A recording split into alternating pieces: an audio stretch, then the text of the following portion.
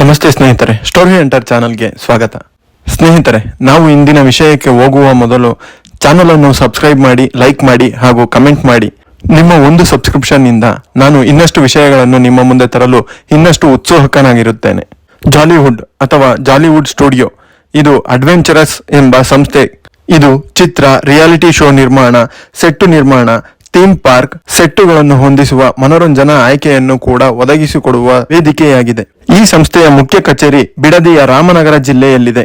ಈ ಜಾಲಿವುಡ್ ಸಂಸ್ಥೆಯಲ್ಲಿ ಸುಮಾರು 200ರಿಂದ 500 ಜನ ಉದ್ಯೋಗಿಗಳು ಕೆಲಸ ಮಾಡುತ್ತಿದ್ದಾರೆ. ಜಾಲಿವುಡ್ ಸ್ಟುಡಿಯೋಸ್ ಅಂಡ್ ಅಡ್ವೆಂಚರರ್ಸ್ ಕರ್ನಾಟಕ ರಾಜ್ಯ ವಾಯು ಮಾಲಿನ್ಯ ನಿಯಂತ್ರಣ ಮಂಡಳಿ KSPCB ಸಂಸ್ಥೆಯು ಸ್ಟುಡಿಯೋ ಮೇಲೆ ಒಂದು ಆದೇಶ ಹೊರಡಿಸಿತ್ತು.